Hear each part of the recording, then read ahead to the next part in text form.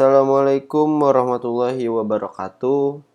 Pada kesempatan kali ini, gue akan sharing materi tentang bagaimana cara mengkonfigurasi mikrotik dari basic. Yang biasa dilakukan itu basic configuration sih. Jadi umumnya basic configuration pada mikrotik itu mencangkup pemberian IP. Pertama login dulu ke mikrotiknya. Kedua itu biasanya setting IP address untuk interface. Ketiga itu biasanya kita buat DHCP server untuk klien. Kemudian jika menginginkan klien ini terhubung ke internet, kita setting NAT. Kemudian jika si mikrotiknya mendapatkan modenya ingin mendapatkan DHCP IP-nya dinamis dari internet, maka mode yang kita setel adalah DHCP client. Jadi router ini bertindak sebagai DHCP client untuk mendapatkan internet dari router atasnya. Atau juga bisa si router ini IP address-nya adalah static, tidak DHCP client gitu. Dan ketika pakai option IP address static, kita harus melakukan routing static gitu. Untuk lengkapnya gue akan jelaskan di sini. Nah, jadi gue menggunakan di sini sebuah emulator, namanya itu Event ya.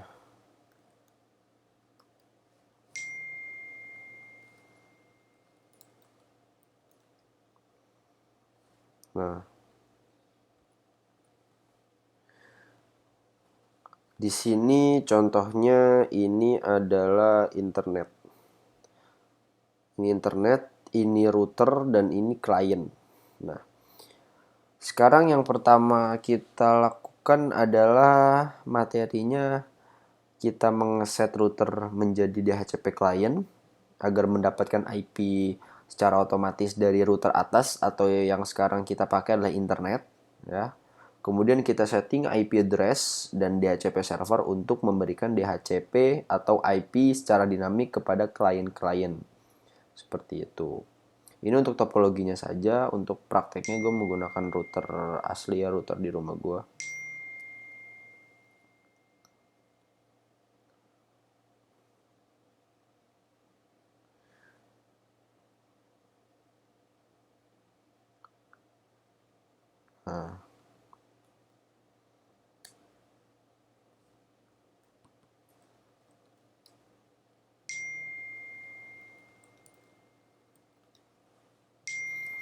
Nah, contoh di sini ini ada 1, 2, 3, 4, 5 interface. Oke, ini mungkin terlalu ada konfigurasi ya, takut nanti kalian nggak paham maksud dari ini. Kita pakai router, mungkin dari sini aja deh, coba.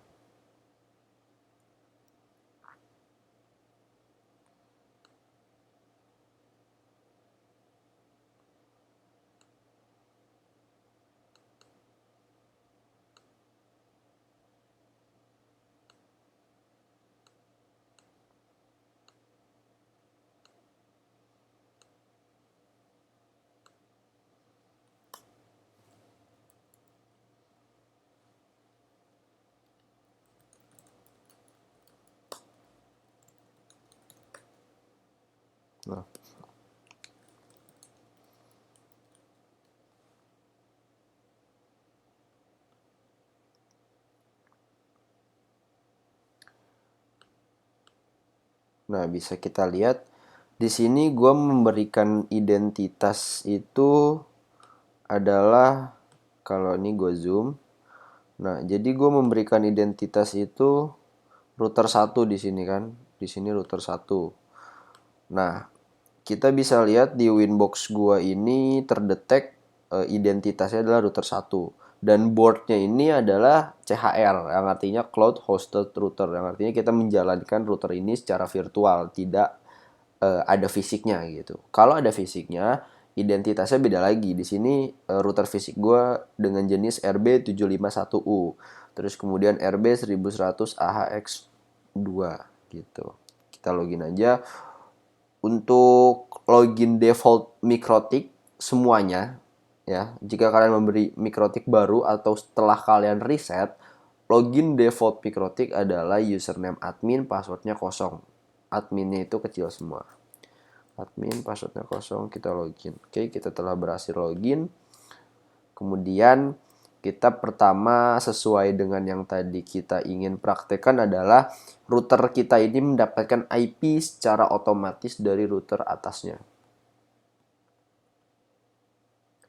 Pertama kita masuk ke IP ya, ini fitur IP. Kemudian ada option ini adalah DHCP client. Kita klik icon plus ini, tambah. Nah, ini adalah interface ya, atau port router. Nah, kita sesuaikan. Jika internet kalian mengarahnya atau nyoloknya ke port 1, maka isi dengan port 1. Dalam kasus ini, internet kita mengarah ke ETH1 yang artinya Ether 1 atau port 1.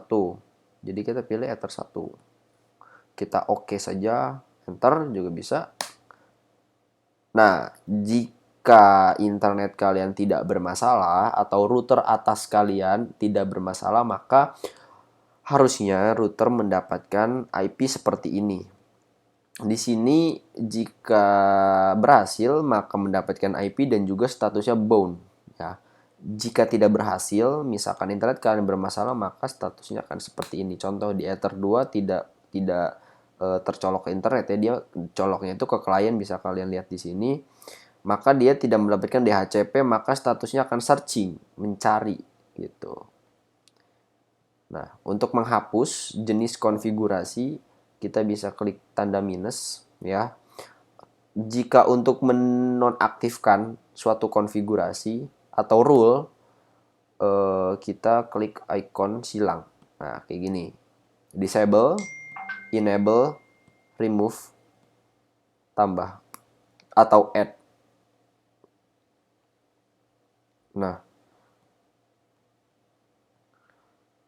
Nah, kalau sudah seperti ini, artinya router kita sudah terhubung ke internet gitu. Cara mengeceknya cukup mudah, kita buka new terminal di sini. Kita ping google.com. Nah, jika mereply artinya router kita benar-benar sudah terhubung ke internet, seperti itu. Oke, sekarang kasusnya gimana kalau MikroTik kita ini IP-nya statik. Jadi jadi router atas atau internet ini nih tidak memberikan DHCP atau tidak memberikan IP secara dinamis atau otomatis kepada router kita. Nah, di sini kita harus men-setting router kita IP-nya statik gitu, dan kita harus melakukan routing statik seperti itu. Oke, ini kita hapus dulu ya, tanda minus.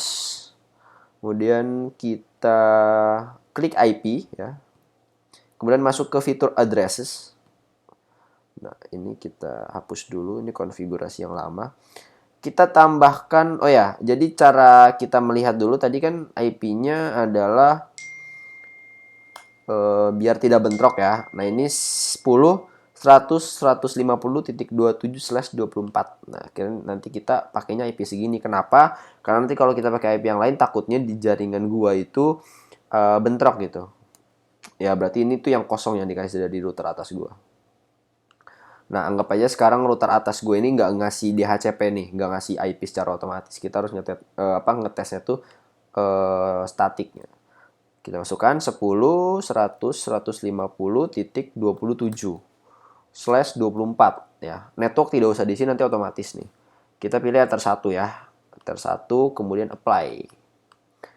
Nah, udah kan? Nah, di sini kita bisa lihat konfigurasi kita sudah tertambah. Nah, kita pertama cek dulu koneksi. Apakah kita sudah terhubung dengan router atas kita?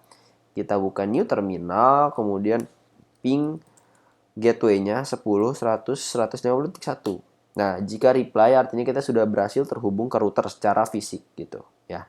Kita sudah berhasil terhubung ke router. Sekarang yang harus kita lakukan adalah merouting statik atau ibarat ini routing ke internet agar si router ini bisa ada internetnya si router ini. Karena kalau tidak routing statik maka nanti akan seperti ini.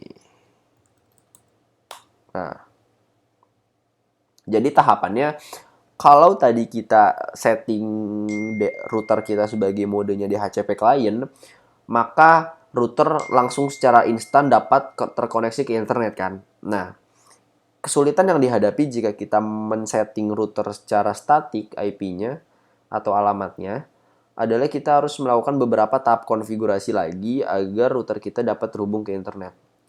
Seperti yang pertama, kita harus men-setting IP-nya secara statik, kemudian kita setting routing statik ya agar terhubung ke internet, kemudian kita setting DNS server.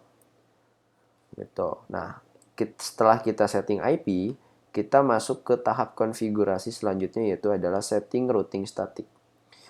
Nah, masuk ke menu IP, kemudian fitur routes, nah, routes, nah bisa kita lihat sini. Routes, kita klik icon plus tambah. Nah, DST address ini maksudnya apa nih? 0.0.0.0/0 itu adalah maksudnya mendefinisikan semua alamat internet ya. Jadi kan misalkan google.com nih, google.com kan punya alamatnya, ya kan? Alamat IP-nya sendiri. Nah, kita nggak tahu nih alamatnya berapa. Jadi kita mendefinisikan semua website, situs atau alamat di internet adalah sebagai 0000.0/0 kayak gitu. Umumnya memang kalau kita mau routing static internet, emang harusnya DST address-nya adalah seperti ini ya, jangan diganti-ganti gitu. Kemudian untuk gateway kita isi IP address gateway yang tadi kita ping. Dalam hal ini adalah 10.100.150.1. Kita langsung enter aja nih. Jadi yang diisi ini adalah cuma 2 parameter aja sebenarnya. DST address dan gateway. Kita oke atau enter. Jika berhasil atau tidak ada kesalahan, maka statusnya akan AS. Untuk AS ini singkatannya adalah A itu aktif, S itu statik. Jika kalian ingin melihat benarkah itu statusnya sih, artinya benar, kita bisa lihat IP route print detail. Di sini ada bacaan RTA adalah aktif, RTS adalah statik. Seperti itu. Nah, apakah dengan setting ini kita sudah bisa ke internet? Secara logika bisa jika kita ping IP-nya. Contoh, ping 888. Kita bisa ya. Kenapa kita bisa ping 888? Karena kita sudah merouting statik ke internet gitu. Nah, kenapa kita saat ping google.com munculnya seperti ini? Taruh sebentar. Nah, di sini kita sudah set DNS nih. Coba misalkan umumnya jika kita melakukan routing statik, itu DNS-nya kosong seperti ini ya. Kosong. Jika kalian habis reset router atau beli baru router itu umumnya kosong.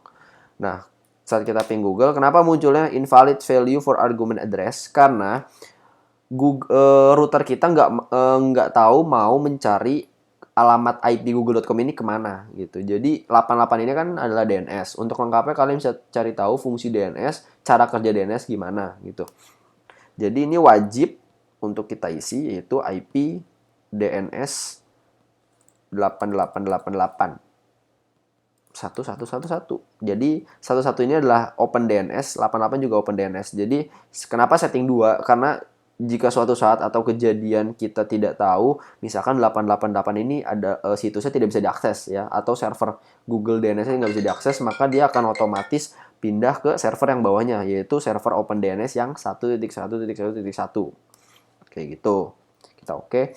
Dan kita kembali ke terminal ping google.com. Replay kan? Gitu. Jadi kalau kalian nemu kasus misalkan kalian sudah setting IP, routing statik, terus saat kalian melakukan ping google.com munculnya seperti ini, jangan panik. Kalian cukup harus cek dulu DNS sudah disetting atau belum. Jika belum ya kalian setting aja. Bisa nih, nggak harus 2 sebenarnya. Kita setting 1 nih misalkan ya, 1 server DNS. Oke, kemudian kita ping google.com. Nah, bisa kan? Gitu, nggak ada masalah. Gitu. Jadi dua tadi itu hanya untuk backupan saja gitu. Nah, sampai tahap ini kita sudah melakukan atau sharing materi tentang DHCP client dan juga IP static pada router gitu. Jadi cara menghubungkan router ke internet dengan dua metode, pertama static, kedua dengan otomatis gitu. Dalam artian di sini adalah otomatis dapat dari router atasnya atau dari internet. Static adalah kita men-setting sendiri IP kita, kemudian kita routing static, kita setting DNS, dan hasilnya sudah terhubung ke internet.